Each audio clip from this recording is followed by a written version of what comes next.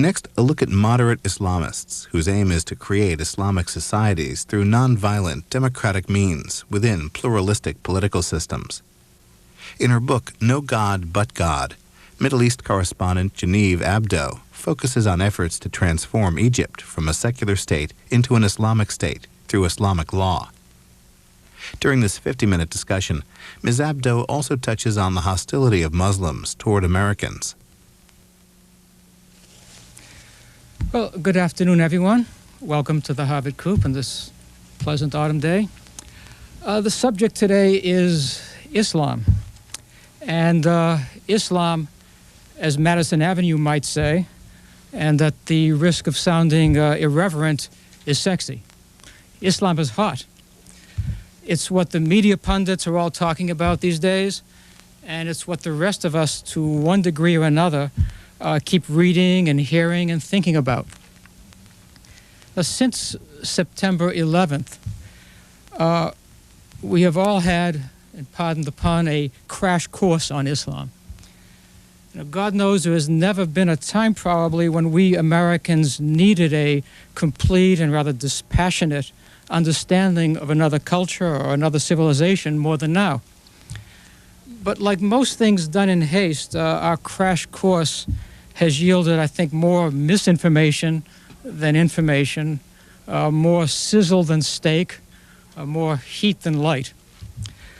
We want simple truths in stressful times, but the truth is usually more subtle and tricky and also more interesting than we often like to give it credit for, or even that we have patience for. Now, Islam is old and vast and deep. No generalization or soundbite can do it justice. Any truth that you might say about it, that it's bellicose, for instance, or literal, or monolithic, or legalistic, or illiberal, is contradicted by an opposing truth that's just as valid, that it is compassionate, mystical, multicultural even, poetic.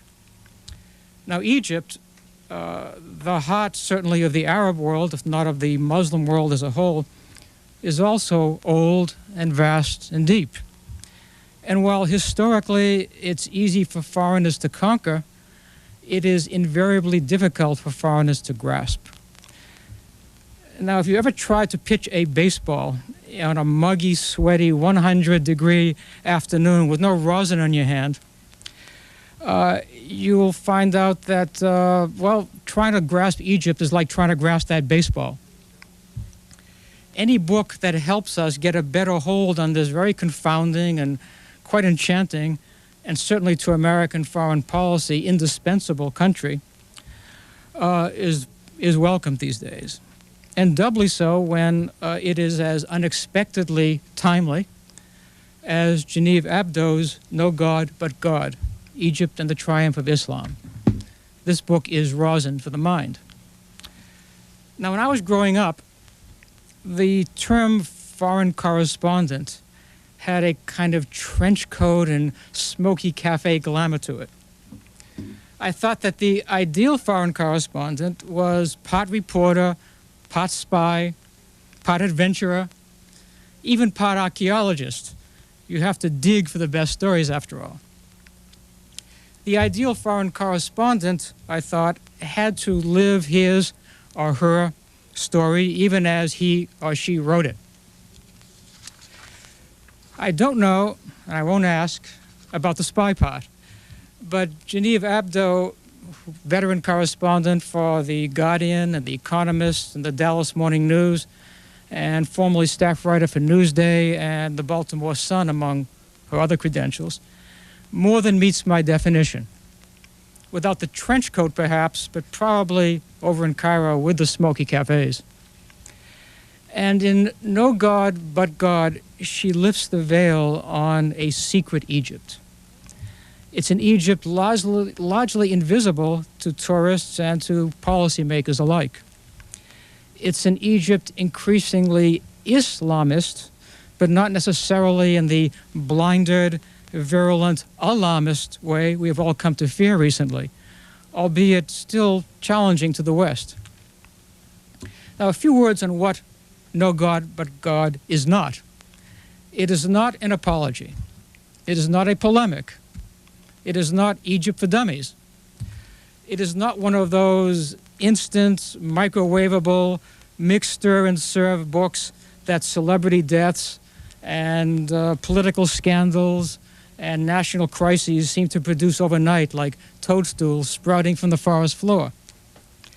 Nor is it a book for doctoral candidates and think tank inmates exclusively, dry as a mummy and inaccessible as the pyramids themselves. It is the product of patience, intelligence, burning curiosity, a good deal of daring, and craft. Ms. Abdo gets up close and personal in this book. She does not wear white gloves. She does not shy from the dust of the streets or the din of the souks of Egypt. Egypt has obviously gotten into her system, and she returns the favor by penetrating modern Egypt's soul. No God But God is the story both of the Islamist movement in Egypt and of Geneive Abdo's dogged investigation of it up and down the Nile. It is scholarly, it is illuminating, and also on a visceral level, it's simply a great read. Before I start, let me just say that if you have a question following Ms. Abdo's presentation, would you please wait until one of the people from C-SPAN brings you a microphone, okay? With that, ladies and gentlemen, please join me in welcoming Geneive Abdo.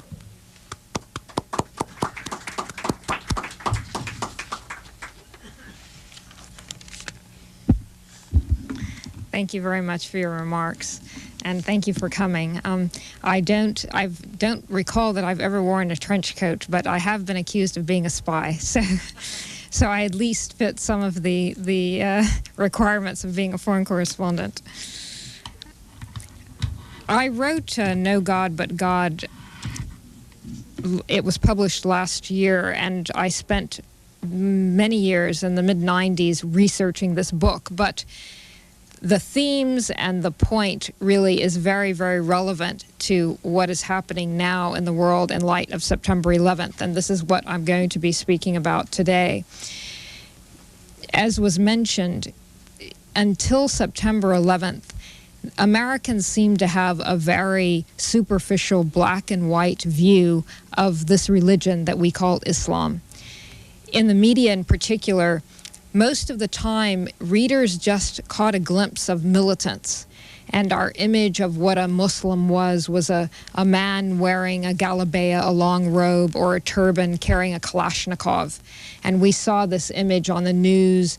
We saw it even in very respected news magazines. And this was our image of what a Muslim activist was.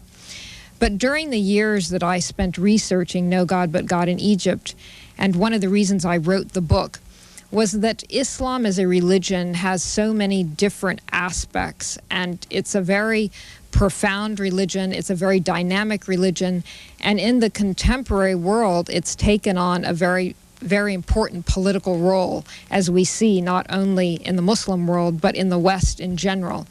And even in the United States, Islam is the fastest growing religion, in this country, which is why we need to pay attention and why we need to broaden our understanding from the image of the militant with the Kalashnikov to this whole religious revival that's happening not only in Egypt, but in Pakistan and many other countries, in Jordan and in other countries in the Middle East.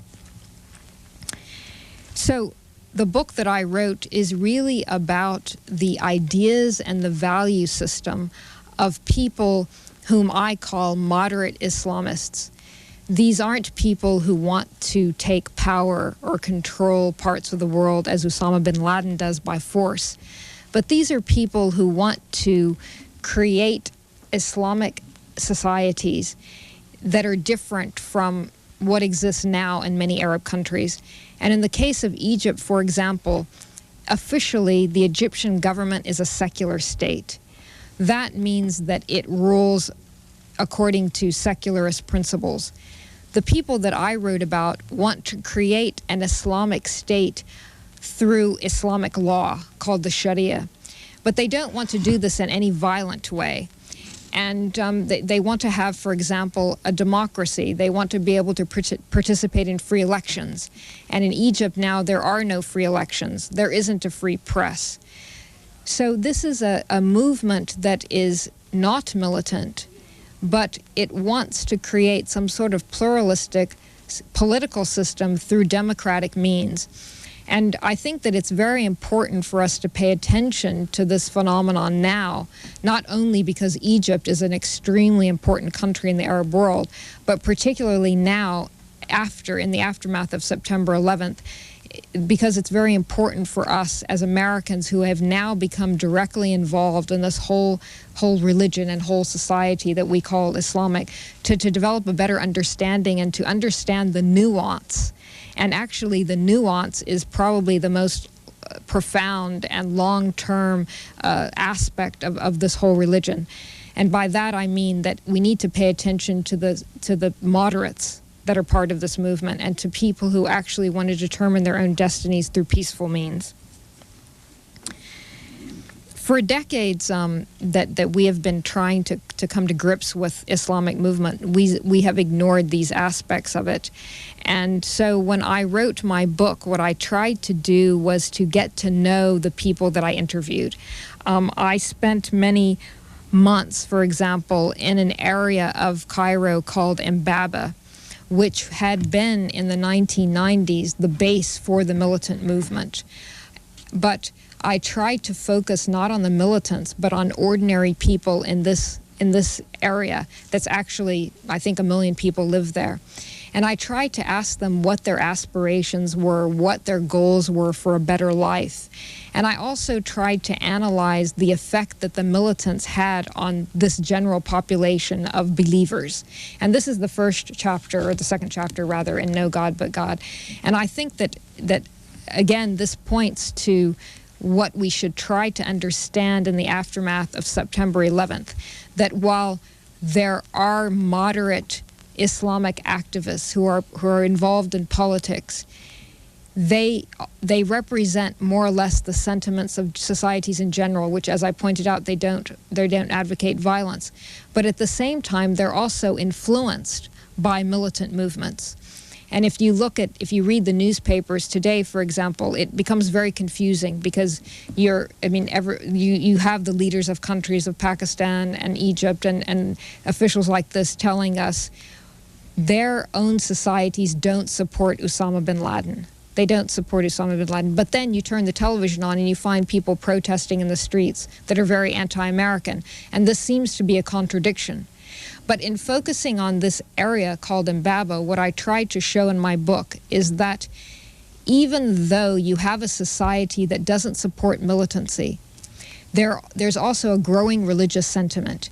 There's also a sentiment in which people believe that they have to become better Muslims. And they're trying in some way to find the path toward this religious purity. And this is to some extent what we're seeing now across the Muslim world. We're seeing people who are believers, who are trying to create an Islamic ideal in their countries, but they're also anti-American. Why? Because they believe that the United States, through its policies, has made a lot of mistakes over, say, the last 30 years. And as we've discussed now for 2 months, people now are more or less aware of the grievances. But one of the most important aspects of this debate, I think, this discussion, is the United States support for governments such as Egypt, which their own people find very repressive.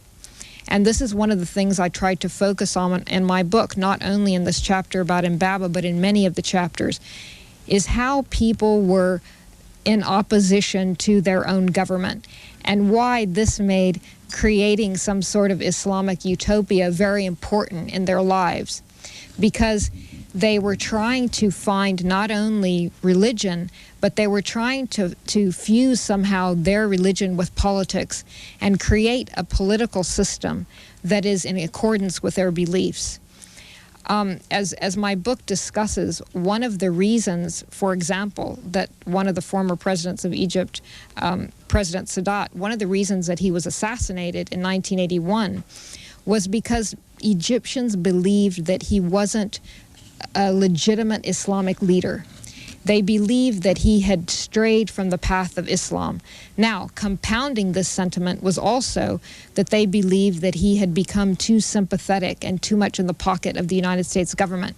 And you have the same kind of dynamic going on today, whereby Muslims across the Islamic world, their direct hostility, we should say, or their disenchantment is not necessarily with the United States directly.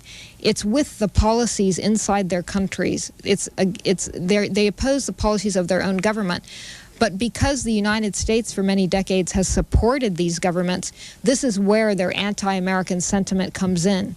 So it's sort of an indirect hostility rather than a direct one. So again, this is one of the subjects that I discuss in my book, is why Egyptians are opposed to President Mubarak's government.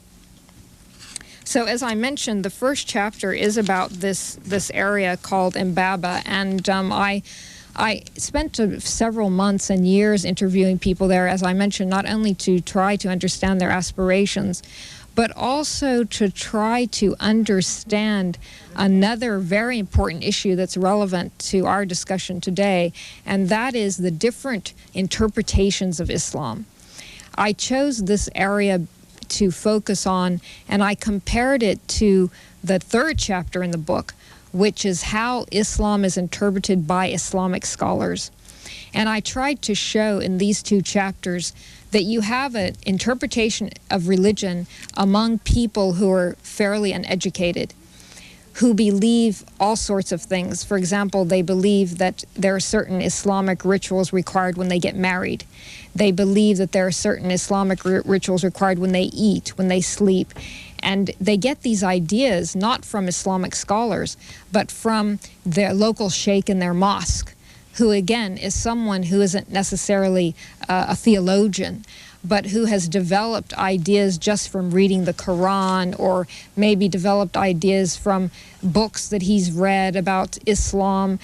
And he may not necessarily have even a relationship with a theologian.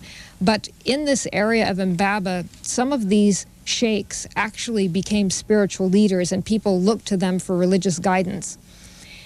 Now, I compared this kind of religious interpretation with what we find in Al-Azhar, which in Egypt is the center for Sunni Islam. It's the center for Islamic learning in the Sunni world.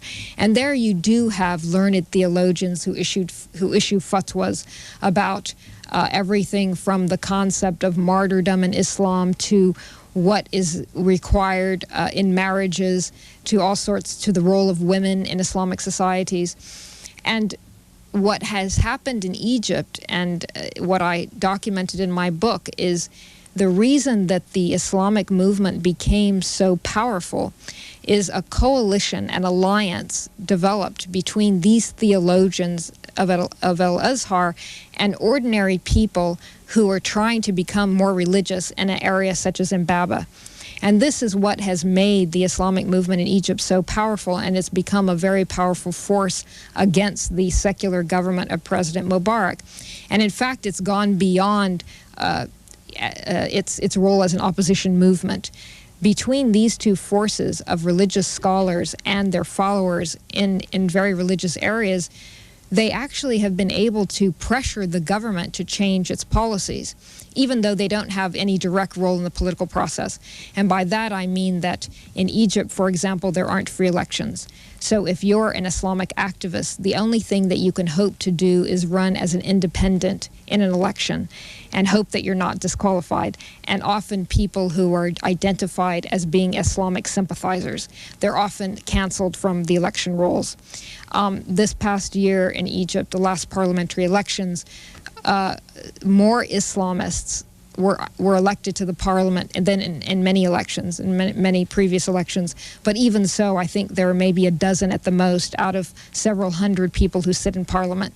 So you can see that these Islamists play a very minimal political role. But what I documented in my book is how the forces within the society have transformed politics and religion. And they did this, as I mentioned, because of their loose coalitions between the theologians and the people, the ordinary Muslim on the street. Now, how they became involved in politics was more or less, again, in a more unofficial way. Another chapter of my book deals with how the Islamists became powerful in professional unions.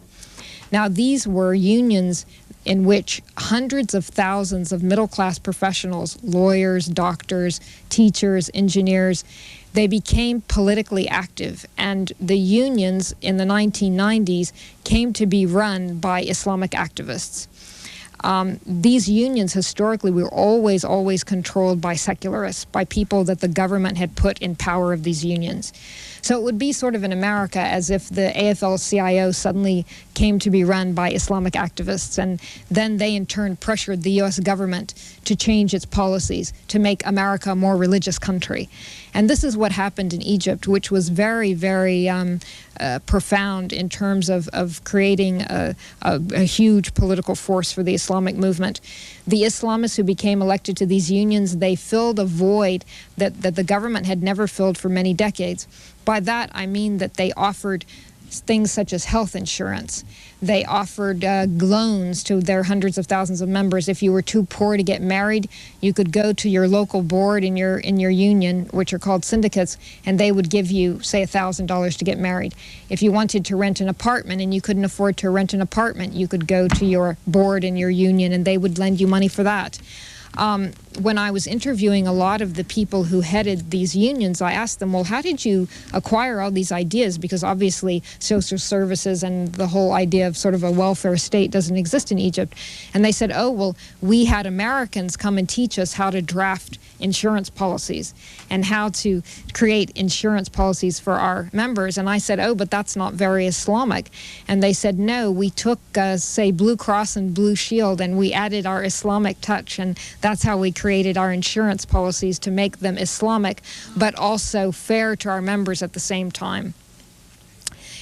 Again, the reason that I focused on these professionals is that I think that it is a very important phenomenon of this contemporary Islamic movement, not only in Egypt, but in many countries that we're now focusing on today, in the sense that there's been too much concentration that Islam is a religion only for poor people, and that people are becoming religious across the Islamic world because they are undergoing an economic crisis in their country, because they have no jobs. Even today, even at Harvard, you can attend conversations in which people will argue that those around Osama bin Laden are impoverished, and if you only gave them more money than they already have, than their billions, or if you provided them with apartments rather than caves in Afghanistan, that somehow they will become enlightened and abandon their Islamic campaign against the United States and become westernized capitalists. Well, this is simply not the case, and it's not only a false assumption among the militants, but it's also a false assumption among ordinary Muslims who, as I've tried to describe, are trying to become more pious and better followers of their faith. In these unions, most of the members they came from the middle class. Most of them had university educations, and again, they were trying to reconcile their religion with modernity. And I think this is a very important point, which we must understand in light of September 11th, that the people that I wrote about who are moderates, as well as the militants, they are not adverse to modernity. They want to embrace modernity, but they want a kind of modernity that they believe it conforms with their religion. And this is very important. So we have to try to come to terms with their value system in an Islamic context, not in a Western one. Another chapter of my book focuses on the whole idea of women's rights in Islam. And this, of course, is a very sensitive subject in the West. And again, our images of Muslim women lead us to false conclusions. We see women wearing veils in Iran and in Saudi Arabia, and often they wear shrouds, completely black veils from head to toe. And we assume many things about them that aren't necessarily true. We assume that these women, again, come from the underclass. We assume that they are oppressed by their husbands. We assume that they are not liberated in any sense, and that if only laws were passed that would lift the veil, that they would abandon their veils immediately and become westernized feminists. So I tried in the chapter of my book to discuss these stereotypes and to shatter these kinds of stereotypes that we have about Muslim women. And the way I went about doing this was to spend a lot of time with rich, educated women in Cairo who followed a radical sheikh and who believed that wearing the veil was a form of liberation. Now, again, I don't want to generalize, and not all Muslim women believe that wearing the veil is a form of liberation, but during the last 3 years that I spent as a correspondent in Iran, I tried to make a point of asking women from all different walks of life, whether they were poor, rich, educated, or uneducated, if the Islamic Republic of Iran lifted the law today and allowed you to take off your veils, would you? And over 90% always said no. And in Egypt, in a country where veiling is voluntary, what I noticed during my years there was how more and more women were taking the veil completely out of choice. If you went to the universities, the young students were veiled. As I said, I went to these Quranic sessions in which rich women were following this radical sheikh. They were veiled, and they would wear designer scarves with their designer outfits. This is not a contradiction in their terms. They believe, again, that this is a way that they can express their Islamic sentiment. So during the sessions that I attended with this radical sheikh, I tried to ask women who, again, as I said, were part of the elite, what do you want in your life? What do you believe will make you a better Muslim, will make you a better mother? And they said that they wanted to have professions. They wanted to continue to be doctors, lawyers, teachers. They wanted to make as much money as men, but they also wanted to wear the veil, and they wanted to raise their children and have very traditional roles in their families. And again, we might consider that to be sort of a contradiction. Well, how can a woman who is progressive and liberated also run home every day and make meals for her husband? And how can she want to be the most influential person in the lives of her children? Again, these are not contradictions. And I draw on Iran again as an example of this. Many Iranian women, similarly, they all wanted they wanted laws to change in Iran so that they would have better custody rights if they got divorced. They wanted the laws to change so that they could easily divorce their husbands, which in Iran is very difficult. And they wanted to have university educations. They wanted to make the same salaries as their male counterparts. But at the same time, they also wanted to preserve what they considered to be their very important traditions. And that tradition also includes wearing the veil. So I think that, again, when we see now images of women who are veiled in the Islamic world, particularly in light of September 11th, we shouldn't assume that it is the veil that oppresses them. I mean, they're in the case of Afghanistan, of course, it's the terror reign of the Taliban, which is oppressive, but not necessarily the veil. So I tried to discuss in my book how this image has really led to a lot of misunderstandings among Westerners about women's rights in Islam. Another chapter of my book is about how the court system in Egypt became so influenced by the Islamic movement that many court decisions which came out in the 1990s were very much in support of the Islamic movement. And one case in particular, which you might have read about because it received a lot of press coverage, was when a professor at the University of Cairo who wrote books that were considered to be, or sort of verged on apostasy because he was believed to have blasphemed the Prophet Muhammad, a case was brought against him in the court whereby a court decided that according to the Sharia Islamic law, he was no longer a Muslim and therefore had to divorce his wife, who was a Muslim. There is a statute in Islamic law called hisbah. And when a Muslim is declared to no longer be a Muslim legitimately and an apostate, he can't be married to a Muslim wife and he must divorce her. So in the very unusual case of this professor, once the court decided that he had to divorce his wife, he was forced to flee Egypt, and now he teaches at a university in the Netherlands. In many ways, the example of this case resembled to some extent the fatwa against Salman Rushdie, whom everybody is most familiar with. The fatwa that Ayatollah Khomeini issued against him in 1989, declaring him an apostate for his novel, The Satanic Verses, which also was considered to be blasphemous to Islam. The reason I used this case, as well as many others in this chapter about the courts, is I tried to show how even in the judicial system, the Islamic movement, the Islamists, had become so powerful that they were now issuing court verdicts which completely contradicted the policies advocated by the state. Now, here you had a professor.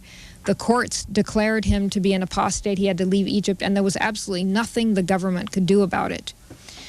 So again, I go back to the theme of the book, which is that in a secular state such as Egypt, when people do not have any political recourse, when there are very few freedoms and there is no freedom of expression, people need to have some sort of avenues in which to express their political and religious sentiment.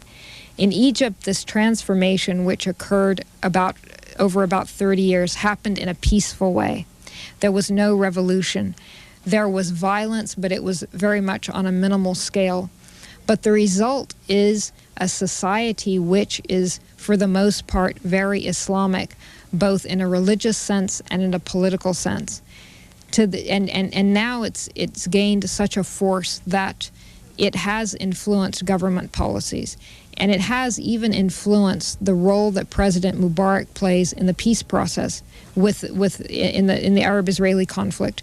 Because over the years, as the Islamic movement has become more powerful, it has put a lot of pressure on the Egyptian government to demand from the United States that the Palestinians have more of an equal say in the Arab-Israeli conflict. So this is why I think that it's important to pay attention to mainstream societies that are becoming more Islamic, particularly in countries that we're focusing on now, such as Pakistan and many of the countries at the center of this conflict. Because at the end of the day, when we're no longer bombing Afghanistan, even if the United States managed to somehow to kill Osama bin Laden, to kill some of the terrorists that are part of the Al-Qaeda network, what we will have to deal with in the near future is the militant movement, yes, who is threatening our lives in a very serious way, but more profoundly, what Americans will have to deal with in the long term is the transformation of societies to an Islamic order, as has happened in Egypt. And again, these are people who do not want to necessarily take power through violent means. They're peaceful people. But what they want for their countries is completely different than what the United States thinks they should want. And this is something that we're going to have to come to terms with. And one way to do that is to try to distinguish between the militant, and we've seen the face of militancy, between the militant and the people that I write about who are moderates. These people the moderates may not necessarily agree with U.S. policy, and they may want a completely different value system, as I've laid out, regarding women, regarding how they define religion in their own societies. It may be very, very different from our own experience, but it is in our interest now, particularly in light of September 11th, to try to understand their value system, even though it is not Western in the sense that we know it to be today. Thank you.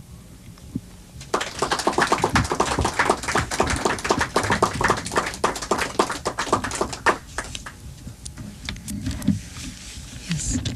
you give us some specific ideas of what an Islamic run government would be like as compared to what we know in the Western society? Yes. Well, I think, first of all, it's important to distinguish an Islamic government from one country to the next.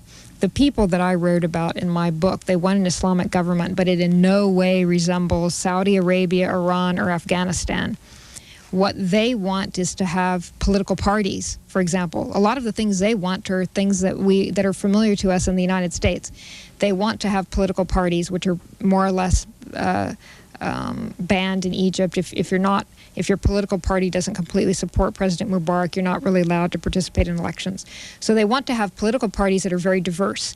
They want to have a Christian party. If the Christians want to have a religious-based party, they want to have an Islamic party if that's what the Islamists want. They want women to be able to run more in elections. There are very few women who are ever elected in Egypt. They do want the Sharia, which is Islamic law, to be enforced. Now, officially, according to the Egyptian constitution, the Sharia is the official form of legislation, but in practice, it's not really implemented. This was a compromise that President Sadat made to the Islamic movement in 1981 before he was killed. He said, okay, we're going to write into the Constitution that the form of the basis for legislation is Islamic law, but this Islamic law isn't really practiced in the courts diligently. So that's something that they would want. Again, this is a different kind of interpretation of the Sharia than we see in some of the more extremist countries. They would want... probably prefer women to wear veils, but they would not make this mandatory. This is just what they've told me in interviews. They would have veiling to be voluntary. They would probably change the divorce laws, making it better and allowing women to have more rights than they have in Egypt now in terms of social issues such as divorce and custody rights for children.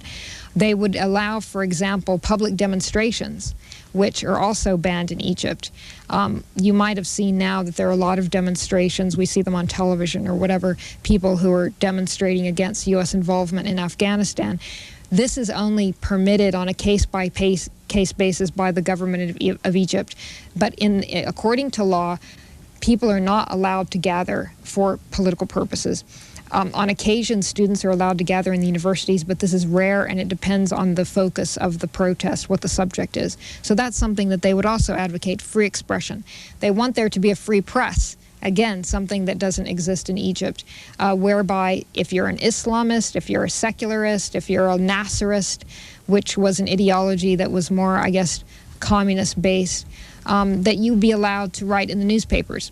Right now, very few Islamists are allowed to write in the newspapers.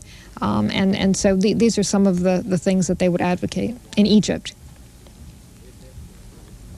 Can I ask a follow-up? Sure. Everything you're saying is very understandable from a Western point of view, but it seems to us as if there are things that we don't understand. We're always hearing about cultural differences, and that's what I don't understand. Like, what is it in the Islamic law that is different from Western society? That's a really complicated question, but generally speaking, what's different is we have a separation between church and state. In Islam, that's not the case. And this is where we become very confused when we try to ask the question, is Osama bin Laden a political leader or is he a religious leader? He's both. Many people would disagree with this statement, but he is both. In Islam, religion is so intertwined with politics that it's difficult to separate the two.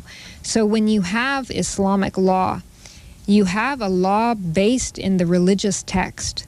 So in creating this law, an Islamic government refers to the Quran, it refers to the teachings of the Prophet Muhammad, the Hadiths, to try to write a law that should govern an Islamic society. Of course, we don't have that in this country. We don't use the Bible as the basis of legislation, as the basis for our law. So this is really the most fundamental difference. And in our value system and an Islamic one. And again, this has been very difficult for Americans to understand since September 11th, because people have said, oh, well, September 11th, the attack has nothing to do with religion. These are just militants and ideologues who want political power. That's really a very oversimplification of what they're actually after. And if you read a lot of the statements that Osama bin Laden has issued and his lieutenants, who many of whom, by the way, are from the Islamic movement in Egypt, they refer to the Quranic texts.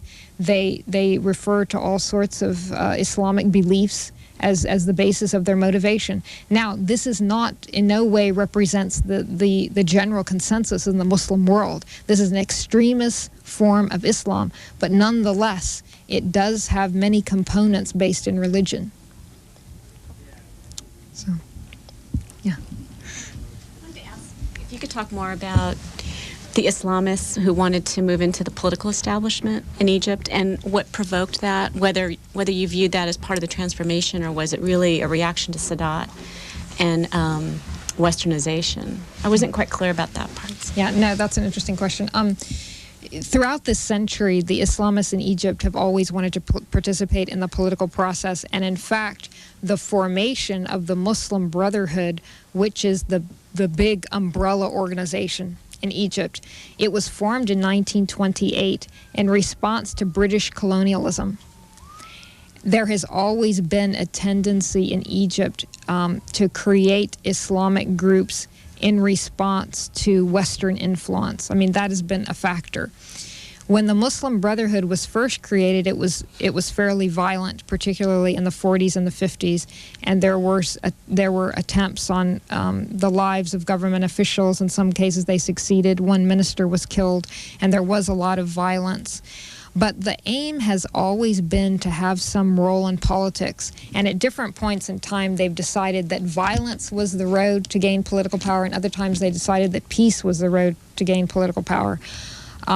One of the most famous ideologues in Egypt, Said Qutb, he believed in this concept whereby you had to separate the world according to the Muslim world and the infidels. And everything that wasn't part of the Muslim world, that was perceived as the enemy, and you had to fight against the enemy. Now, again, this bears some similarity to what the kind of rhetoric that we're hearing from Osama bin Laden, that the world is in two spheres. One is Islamic and one is not Islamic, and the non-Islamic sphere is what we have to destroy in order to gain political power to implement our religious beliefs. So this is sort of the dynamic that's been going on in a country like Egypt for much of this century. Now the Muslim Brotherhood, and for many years, has been a peaceful organization. But many of the people around Osama bin Laden came from this group, the Muslim Brotherhood, in one form or another, or from militant groups that branched out from the Muslim Brotherhood once the Muslim Brotherhood declared peace as its avenue toward political power. It happened in the 70s. The Muslim Brotherhood started renouncing violence, and two basic groups splintered from the Muslim Brotherhood. One was Islamic Jihad, which many of Osama bin Laden's close lieutenants belonged to, and the other was a group called the Jamia Islamiyah. And these groups went on to decide that they had to create a violent agenda in order to achieve their goals. The Jamia Islamiyah in Egypt became a great threat to President Mubarek's government in the 1990s. And they killed foreigners, they tried to kill cabinet ministers, they tried to destabilize the Egyptian economy, and they had some successes, but Mubarek's government was very tough, and they basically had a shoot-to-kill order. They would go into neighborhoods where they believed suspected militants lived, and they'd just shoot out the whole neighborhood. I mean, I went to report some of these stories. And they just completely intimidated people. And then in the courts, when a suspected Islamic militant went before the court, after some time they went before military tribunals. In these courts, sometimes you're not allowed lawyers, and you're not allowed any sort of appeals process. So basically, once you go before a military judge, you're automatically guilty, a verdict is issued, and you're never heard from again. So through some of these tactics, this is how the government overcame the militant movement. But again, I want to stress that in many of the governments that the United States has supported for many years, that rule by repression. At some point in time, there is a reaction to this repression. And this is what we're seeing across the Islamic world now when we watch these demonstrations that are anti-American. They're not only anti-American, but people are also demonstrating against their own governments, which we support.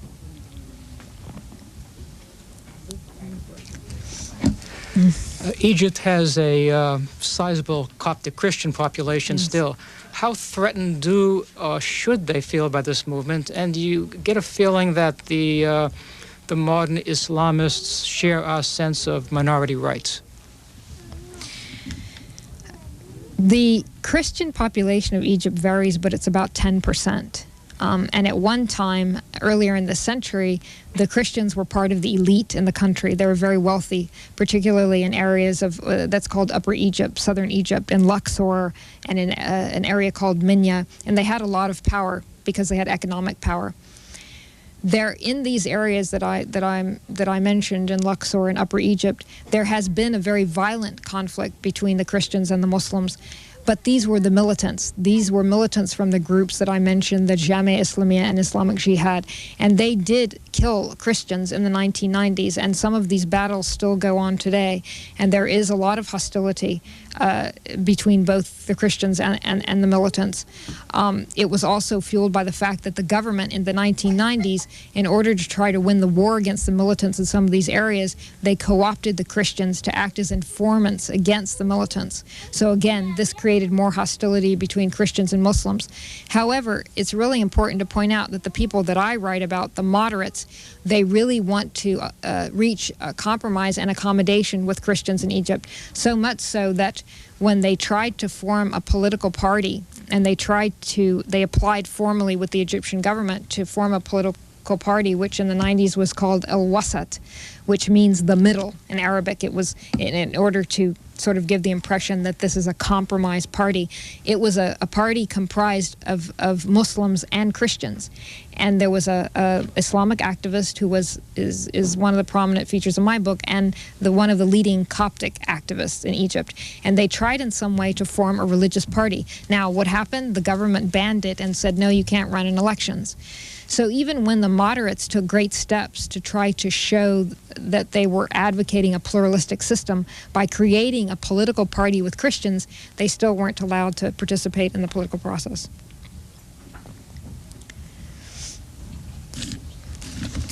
Sorry. It might be difficult to generalize, but I'm wondering how prominent across the whole of the Islamic world this moderate Islam movement is. And I'm also wondering what is its view towards both the militant Islam and coexistence with the West, assuming that the West no longer supports these repressive types of regimes. Yeah, no, that's a very interesting question. There are moderate movements in many countries, but we don't hear about it because generally the press doesn't report these kinds of developments. You know, it's not sexy, as was pointed out earlier. They're not necessarily focused on violence, but these are movements, some are political, some are social movements. There are a lot of groups, for example, that are trying to promote women's rights in countries such as Jordan and Syria and Egypt, and they are part of the Islamic movement, but you don't really hear about them. So there is there are powerful grassroots movements in a lot of countries, Pakistan included, that are trying to gain more rights for people in general in their societies. Now, these moderates, they are much more representative of general societies than any militant. I mean, and again, it becomes very complicated, but even though we see people demonstrating against the United States in Pakistan, for example, that doesn't necessarily mean that they support the violence advocated by Osama bin Laden. They in no way condone what happened on September 11th. But at the same time, that doesn't mean that they support U.S. policies. So what they would want is for the United States government to allow them generally to be more in charge of their own destinies, not to interfere with elections, not to give $2 billion to, say, the Egyptian government, for example, unless they advocate the things that we say we value: free expression, rights for women, a pluralistic system. So what a lot of the, you know, many of the activists and the societies that we're talking about, where they distinguish themselves from the militants, is yes, they don't like U.S. policies, but they dislike them for different reasons. They're not necessarily anti-Western. This isn't an anti-Western sentiment. As I mentioned earlier, they want to embrace modernity as long as it's in accordance with their religion. They are for all the kinds of things that we value in this country as long as it conforms with their Islamic traditions. So they don't want to blow up the world because they're anti-Western.